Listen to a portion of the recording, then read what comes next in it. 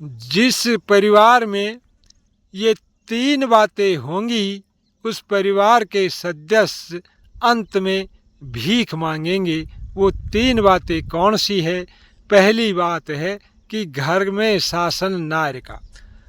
जिस घर का शासन नारी के हाथ में होगा, हालांकि सभी नारी एक समान नहीं होती हैं, लेकिन ज़्यादातर जो घर का शासन नारी के हाथ में होता है उसकी स्थिति दयनीय होती है। विदुर जी ने कहा है कि जिस घर का शासन स्त्री और बच्चे के हाथ में होता है उस परिवार को ये समझ लेना चाहिए कि हम पत्थर की नाव पर बैठे हैं, न जाने ये नाव कब डूब जाएगी।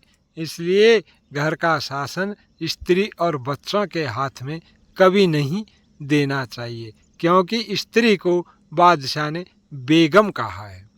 दूसरी बात बताई है कि बाबा जी की सीख। जिस परिवार में बाबा जी की सीख मानी जाती हो और बाबा जी की सीख के अनुसार ही कार्य किया जाता हो तो वहाँ भी स्थिति दयनीय रहती है, ऐसा बुजुर्गों ने कहा है। और तीसरा वाक्य बुजुर्गों ने बताया है कि घर में शासन नार का और बाबा जी की सीख। और तीसरी बात है कि सावन पीछे खेती करे। ये हर कोई जानता है कि फसल जितनी अगेती बोई जाती है उतनी अच्छी पैदावार होती है, और जितनी फसल पछेती बोई जाती है उतनी ही पैदावार कमज़ोर होती है।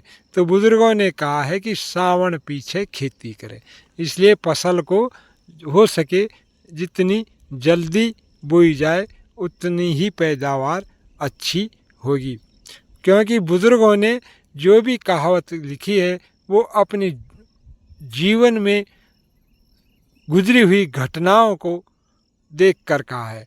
अंत में बुज़ुर्गों ने बताया है कि तीनों मांगे भीख। जब ये ऐसा काम होगा, घर में शासन नार का और बाबा जी की सीख, सावन पीछे खेती करे, तो तीनों मांगे भीख। जब ऐसी घटनाएं जिस परिवार में होंगी तो उसमें दोहराया नहीं कि वो भीख न मांगे। भीख मांगने पर वो मजबूर हो जाएंगे और भीख उनको निश्चित मांगनी पड़ेगी। बुजुर्गों की कहावत कभी असत्य नहीं होती है। जिसने भी बुजुर्गों की बात मानी है वो कभी दुखी नहीं हुआ।